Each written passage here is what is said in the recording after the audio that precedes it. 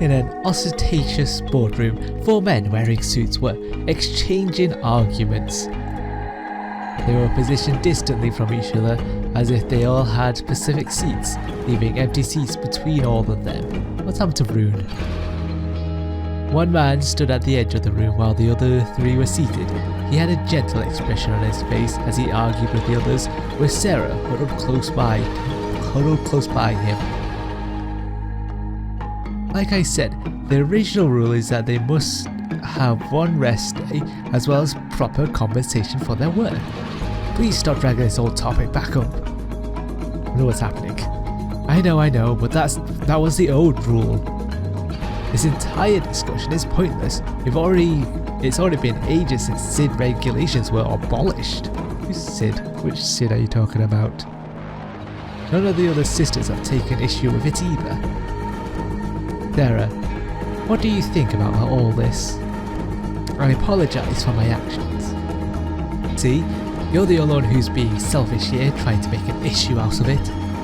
Sara, your actions make me think that you've somehow misunderstood your very reason to exist. Are you board member A over there, on the left there? You're the property of Svihal's enterprise. Do you understand that, right? Yes. I'm not saying we simply let this entire incident slide. It's just that we need to reconsider who's responsible here. Good grief, Albus. Just how many times do you want us to repeat ourselves? The point is, we don't even want to touch on the subject of the sisters altogether. You understand that, right? What's all this now? This was something we all decided on together. You're right. The go-ahead was given by each and every one of us. That was because on paper, all the numbers looked good, and most of the sisters were working well as minors. But the main reason why we allowed the project to continue was because SID would take full responsibility for it. That was all in the contract, and you better not forget it. Who's SID? Have we heard that name before? I don't think we have. But the board of directors decided that should something happen to SID, we did. All of us decided that Rune should shoulder the responsibility. He's the CEO of such a large corporation, and that position comes with obligations to match. Just, how long are you going to keep that attitude up, growlers? That's such a weird name. In terms of sheer workload, he's handling far more than Sid ever did. Sid must be Rudo's father. Just look at how many people have come to the meeting and maybe you'll understand. It's sickening. This is why we kept warning you. Look, just look at the sad face on it. It just makes things even worse. I swear, why did Sid even use that expression? She's obviously doing this just to spite us. If there's a problem, fix it. And even if we can just get rid of it altogether, simple as that. You know, you can't just do that, right? That's why we're here talking about it. Sooner or later, morale problems like these were bound to crop up. Moral problems, not morale. Moral. Let's try it again, shall we? Sooner or later, moral problems like these were bound to crop up. I'm sure we all knew that much. The way you talk, hang on a second, I'm just going to move this so I can read it a bit better. The way you talk is proof that you've lost sight of the real issue, and the only thing you care about is the numbers, the bottom line. Morals? You don't kid yourself. Numbers are everything. The bottom line is everything. This company isn't going to survive on charity. The numbers are what put food on your table, Albus. Calm down, you two. No need to get so worked up. Heck, I'd like you to explain to me why we have to waste our time on something like this. He makes a good point. While the arrangement is somewhat different from before, it is rather unfair that we continue to push all the responsibilities to Rudo. Hey Rudo. Gentlemen, I apologize for the delay. Rudo. Chief, thank goodness. Rudo, now that you're here, I need to get something off my chest. What is it that you want to say? Every single one of the directors acknowledges your management skills. They're top notch. We have no problem with your qualities as a leader. But look at the attendance for this meeting. Yes, very empty. Out of the 12 directors, only 4 are here. Not a single person from Lab 9 except Albus has shown up. Laurel and the others have other matters to deal with. They would have been here otherwise. Except it's only the 4 of you from Lab 9 that just won't shut up about this whole issue. Most of us in the board of directors don't even want to concern themselves with this anymore. Honestly, all the trouble caused by this issue is doing nothing but creating unnecessary friction between us, and I want no part of it. I see now. The top 4 of Whitehead's enterprise spent nearly an hour debating with absolutely no results to show for it. Am I right? Why do you ask? Why is it? Why you? This is just notwithstanding. I'm sure everyone has personally felt the monetary benefits generated by the Sisters project. Am I mistaken? Well, that is true. Sara. Sir, I already told you this. This silly compensatory pretend salary system has been annulled. Have you forgotten? No, I do remember. Rudo, we've already gone through this. Sid's condition was that the sitters are supposed to receive payment in cash or in kind for their work rendered. This system allows them to choose either. In this case, as long as the on-site overseer gave the approval for the use of sediment as a payment, then that still falls within the agreement. Sara did just as she was told. I see. So basically you're saying that I'm simply trying to just pin some kind of blame on Sara, is that it? What? When I say compensation has been annulled, normally you take that to mean that payment for your work has been scrapped, yes? The fact of the matter is that not a single sister has interpreted it to mean payment in cash is no longer allowed. There isn't a single one that came asking for the conditions about payment in kind. I believe this is proof that the sisters, Sara aside, have understood the intentions of the board of directors and myself. But also, while I rather not bring this up in public, we aren't in the lab, Albus. Outside of Lab 9, at the very least, I am your superior. You will have to respect that. I apologize. I'll keep that in mind from here on. Moving on, regarding this incident with Sara. This will be discussed in votation tomorrow. I believe this matter is heavy enough to merit discussion. And that means this whole incident is your fault. However, everyone, you all seem to be making a very basic misunderstanding. Not once have I asked the board of directors about how to deal with this situation. All I've done is to sound the alarm. Perhaps some of you might have some kind of hidden agenda, or maybe it's simply a mistake on your part. I've given considerable thought regarding Sara's actions. In any case, I consider this act to be a tantamount to treason against the company. Wow, treason. Rudo. I simply wanted to hear your thoughts on the matter. For it to have turned into some chaotic blame game, I'm not sure what to think. The entire board of directors may leave.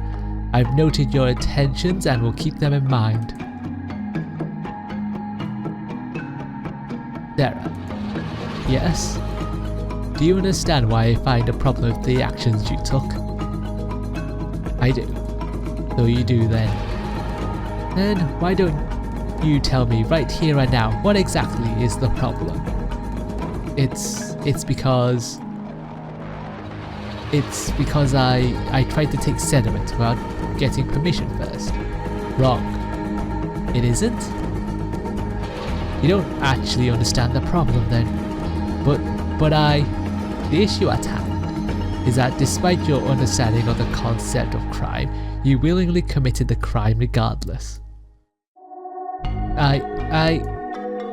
Sara. Yes. I will contact you once the board of directors has reached a consensus. Until then, return to your usual duties. Work harder to make up for the time wasted here. Understood. You are not allowed to leave your quarters outside of your shift. Yes, sir. Now pay attention to what I'm about to say to you now. Your room will not be locked, nor will there be anyone monitoring you. You are free to obey or disobey my orders. You can just throw everything away and escape. You can even fight back and kill Albert and I if you so desire. Wow, that's a lot of freedom there. I think hard about what exactly you want to do from now on. Do you understand what I'm trying to tell you? Good. Then you may resume your duties. Yes, sir. One more thing. Showing your emotions to me is an eyesore. Don't ever smile in front of me again. That's an order. Understood. I wonder what this project was all about then. Hopefully we'll be able to dig a bit more deeper into it. I wonder what Rughzenhaide meant by that. I can't say either. Rune. They had quite a history. We may have sunk our teeth into something much larger than we'd expect. Well, there's nothing we can do but head to the tavern at the time Haizuan gave us. Do you think we can head to the tavern for that and ask around? I don't see why not. Sorry, I just can't sit still like this. Alright, I understand. Let's head over and ask the people there a few questions. We may run into someone who knows this Albus person. Yeah. No, all we do is just head back to the tavern once again. My goodness, it's this early in the day and this place is already bustling. But I think bustling is a good thing.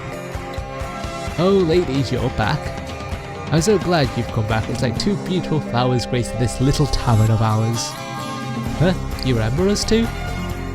You are quite the memory. Also, you kind of stopped a bar fight from happening, so you know. I don't think anyone would remember that. But of course, lovely ladies like yourselves are such a rarity here. How could I ever forget? Hey, you're all better listen up. We've just taken our last orders for now. Oh, we ain't taking any more new orders, got it? Oh dear, sorry you two. Even though you come all this way, it looks like they're going to start prep for the dinner service. No, actually we didn't come here for a meal. Oh? There's something we'd like to ask. Would you happen to know a person named Albus? Albus? Ah, you mean Albus Foster. Of course I do, he's one of our regulars here. Could you describe what he looks like? Well, he's quite a middle-aged looking gentleman, but he's got a real sharp mind. He got pretty high up position over at Vihids, if I remember. He really doesn't come as often as he used to, but when he does, he sits over at a table there in the back to have his dinner. The waiter points out to a specific table as he tells us. Alright, you have my gratitude for the information. Man, that guy. So that's how it is. So that personality of his was just an ass. Real smooth operator getting two pretty girls down. I think the collectors misunderstood the situation. What is this man even thinking? Just to make it clear, it's nothing like what you're imagining. I swear, we were looking for someone. The side comments were totally unwarranted. Ritona, your face is scaring me. And apparently just time has passed. Oh then, what should we do now? Our schedules are completely open until tonight. Ritona, look over there. Rune? Good afternoon, Miss Selphine, Miss Ritona. My hair stands on end. Your face, it looks so lifeless. It's not like she had a lack of expression, it's as if there was no life in her in the first place. I can't explain it well. As if she's just a moving doll, it just feels eerie. Is she really alive? Didn't value the fact that she has been part of a project, the Sisters Project, and it sounds like they're making people, or genetically modified people. I highly doubt that. I have been looking for you too. Also, she's incredibly formal right now. I sincerely apologize for being unable to meet with you both at the appointed time. Rune's head seemed to just be hanging there, not even a single hint of emotion showing. Rune, what happened? This is the sediment that Master Rune was trying to hand to you earlier. Originally, I was supposed to have presented it to you myself. I would have been more delighted if you accepted it. Who cares about the stone? Just what happened to you? Just who is that Rune anyway? Master Rune is my owner. As she speaks, Rune smiles very slightly. Despite it being a smile, the way she does it without a trace of emotion, it's nothing but eerie. Owner, why are you treating yourself as an object? People are meant to be treated that way. I am not a person. I am a thing. Rune replies instantly, without a trace of hesitation in her voice. What in the world are you saying? Is that Rune blackmailing you to do this? Master Rune has done nothing wrong, nor is he blackmailing me with anything. I am willingly in the employ of Master Rune. You don't look that happy about it, as I am willing here meeting with you both. What was that? It's as if a slight hint of emotion had returned to her. No way. No matter how I look at it, you couldn't possibly be doing this of your own free will. Milady. Come on, tell us please. We might be able to help you out here. We're friends, aren't we? I do not have the authorization to become friends with anyone. And my name is Sara.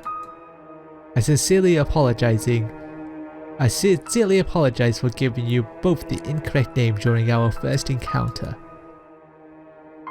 Although inconvenient, I request that you refer to me by that name from here on. Well, I doubt we meet again after this. Sara?